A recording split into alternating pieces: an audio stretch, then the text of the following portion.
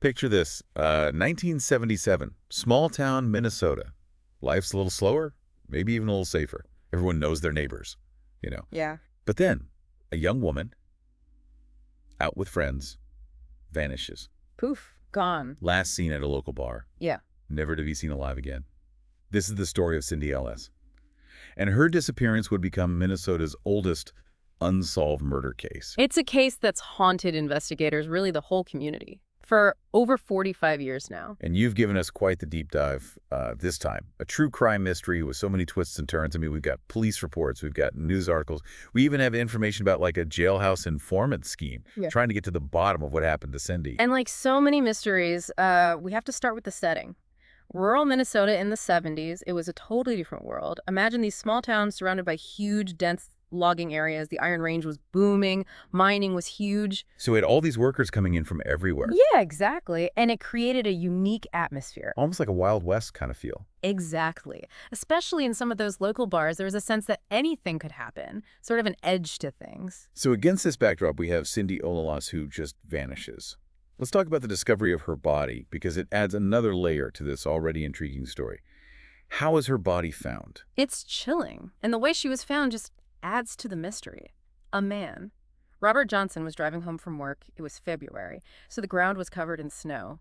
And he sees something strange off the main road, this trail of blood, leading to this remote logging road. A logging road. That sounds pretty isolated. But it was very isolated. And at the end of this blood trail, Johnson finds a bone fragment. At first, he thought it was from an animal, but a doctor confirmed it was part of a human skull. Oh, wow. The police arrive, and they discover Cindy's body, hidden under a pile of timber and brush.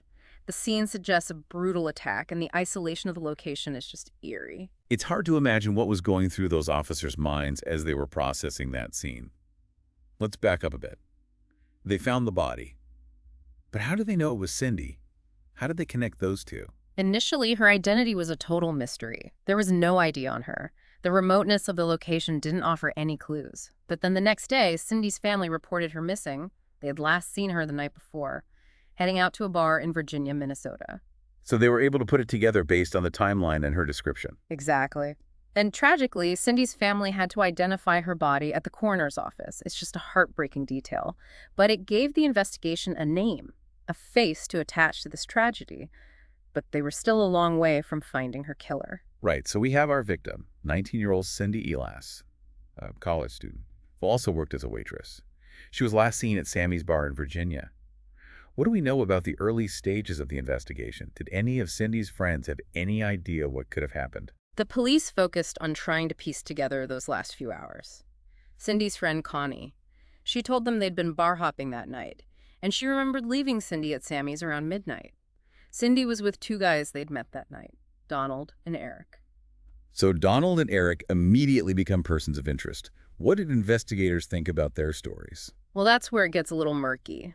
Both men admitted to drinking with Cindy that night, but their stories were full of inconsistencies. Donald claimed he went home alone. And initially he said he saw Eric arrive home later, but then he changed that detail in later interviews. Eric, on the other hand, he said he couldn't remember much because he was drunk. The old, too drunk to remember excuse. Yeah. Always suspicious. Did the police find anything concrete that linked them to the crime scene? At that point, no. Their alibis were shaky, but there was no physical evidence tying them to Cindy's murder. And their stories, even though they were inconsistent, they didn't actually place them at the crime scene. The investigation needed more. So if it wasn't Donald or Eric, were there any other suspects? The source material mentioned a motorcycle gang. That's a little unexpected. It was a surprising development for investigators. It turns out Cindy knew some members of a local motorcycle gang, something her family and her friends from college didn't know about. Oh, wow. This immediately raised eyebrows and sent the investigation down a whole new path. Understandably. Did this lead to any kind of breakthrough in the case? Unfortunately not. The gang members admitted to knowing Cindy from the bars, but they insisted they saw her like a little sister, that they weren't involved in her death. But their alibis for the night of Cindy's murder couldn't be confirmed or denied, so investigators were left with more questions than answers. And it was a case that just seemed to be going cold, until 1993, when a new development really threw a wrench into everything. A parallel case emerges, the murder of Luella Lerno. Wait, how is this case connected to Cindy's murder? This is 16 years later. Luella's body was also found in a logging area, similar to where Cindy was discovered. And the thing is, the man convicted of Luella's murder, Richard Little, after he's imprisoned, he claims to have information about Cindy's murder. Okay, so we have a convicted murderer claiming to know something about this cold case. Did police take him seriously? They did, especially when DNA testing revealed a partial match between Richard Little's DNA and a sample from Cindy's sweater. A DNA match. Now we're getting somewhere. So that means Richard Little was Cindy's killer. It wasn't quite that simple. This partial match meant the DNA could belong to Richard or any of his male relatives, so it just added another layer to the investigation, expanded the suspect pool. Oh, okay. I see. So did they look into Richard Little's family then? They did. Richard actually pointed the finger at his brother Dave, claiming he was a bad guy who could have been involved. But before investigators could get Dave's DNA, he died of a heart attack. Another dead end. But with the DNA evidence, and Richard Little making these claims, did police have enough to charge him with Cindy's murder? Well, here's where things take another turn. Remember that $50,000 reward for... Richard actually came up with the scheme with a jailhouse informant to try and claim that reward money. He was trying to profit from Cindy's murder. It sounds like this Richard Little was a real manipulator. It certainly casts doubt on his claims, and the police realized that the scheme would make it really difficult to prosecute Richard for Cindy's murder. His defense attorney would just argue he was trying to cash in, not confess. So even with the partial DNA match and his suspicious behavior, Richard Little was never officially charged with Cindy's murder. That's right. The investigation continued, but they just couldn't find that key piece of evidence. This case is like a winding road. So many twists and turns. It's hard to believe. You mentioned a few more developments, like the exhumation of Cindy's body back in 2008. What was the reason for that? Someone contacted the police claiming that Cindy had actually been shot before being beaten, and this seemed unlikely, given the original autopsy. But investigators wanted to be thorough, so they exhumed Cindy's body, re-examined her remains using modern forensic techniques like CT scans and 3D imaging to look for any sign of a bullet wound. Did they find anything to support that claim? No, they didn't. The cause of death remained the same. Blunt force trauma to the head. It was a false alarm. But it did allow investigators to rule out another possibility. So they were taking advantage of new technology to re-examine this old evidence. Makes you wonder what other cold cases could benefit from a fresh look with today's tools. Absolutely. Technology is constantly evolving, and it's becoming such a powerful tool for solving crimes, even ones from the past. The source material also mentioned that investigators re-interviewed Eric, one of the men who was with Cindy the night she disappeared. This was in 2019, over 40 years after her death. Did they learn anything new from those conversations? Not much, unfortunately. By then he was living in California, and Eric maintained that he just couldn't remember much from that night because he was drinking so heavily. Do you think he was being truthful? Or was he trying to avoid incriminating himself after all these years? It's really hard to say. Investigators did note that some of his details were incredibly vivid, while others were vague or even contradictory. It almost felt like he was choosing what to remember. So he remains a potential suspect, but without concrete evidence, they're back to square one. Yes, and it's a similar situation with Donald, the other man who was with Cindy that night. He died in 2021. But in the years leading up to his death, investigators noticed inconsistencies in his statements, almost as if he was embellishing his story over time. It's like they both know more than they're letting on. But whether it's guilt or fear that's keeping them quiet, well, that's anyone's guess. And to complicate things further, Richard Little, the convicted murderer who claimed to have information about Cindy's case, he also died in prison back in 2016. His death closed another chapter in this complex and frustrating story. It feels like we're running out of options here. With so many potential suspects gone, what are investigators focusing on now? It feels like we're at a standstill here. So many key players are gone. What are investigators focusing on now?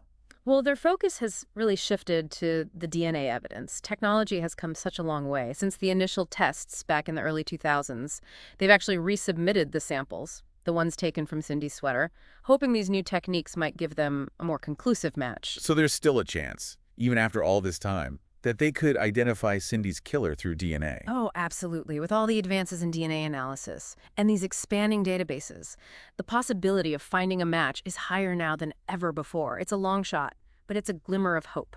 And that's what investigators are holding on to. It really is incredible to think that a case this old could be solved with technology that wasn't even around when it happened. It really says a lot about these investigators and their dedication and the refusal to give up on finding justice for Cindy. And it's not just the investigators. Cindy's family has never given up hope either. Can you imagine the pain of not knowing who took your loved one? Or why? And carrying that burden for decades. It's heartbreaking. The source material mentions Cindy's sister, Judy, and her commitment to keeping Cindy's case in the public eye. That must take incredible strength. It really does. Judy's been such a vocal advocate, constantly reminding people that Cindy's story isn't just a cold case. It's about a young life that was cut short and a family that's longing for answers. It's really a testament to the power of love and that enduring hope for justice. It's a good reminder that behind every unsolved case, there are real people dealing with unimaginable loss. Are there any other things besides DNA analysis that investigators are looking into? They're really leaning on the public's help. They believe that someone out there might have a piece of information, no matter how small, how insignificant it may seem, that could help crack this case wide open. Yeah. People sometimes dismiss things. They think it's not important, not realizing it could be the missing piece of the puzzle. Exactly. So if anyone out there listening has any information about Cindy Illes or the events surrounding her disappearance, please reach out to the St. Louis County Sheriff's Office. Even the smallest detail could make all the difference. Yeah. And finally bringing closure to Cindy's family and to this decades-old mystery, this deep dive into the Cindy Illes case. It's been fascinating, but it's also been heartbreaking. Feels like we've uncovered so many leads, explored so many possibilities, yet we're left with this sense of incompleteness, like a puzzle with missing pieces. Well, that's the nature of cold cases, right? You're dealing with faded memories, lost evidence, witnesses who might not be around anymore. But despite those challenges, that pursuit of truth and justice, it continues. It's a story that really highlights the resilience of the human spirit, the unwavering dedication of those seeking answers, and that hope that even after 45 years, the truth can still come to light. I think if there's one thing we can take away from this deep dive, it's that even the most complex and seemingly impossible cases can take unexpected turns.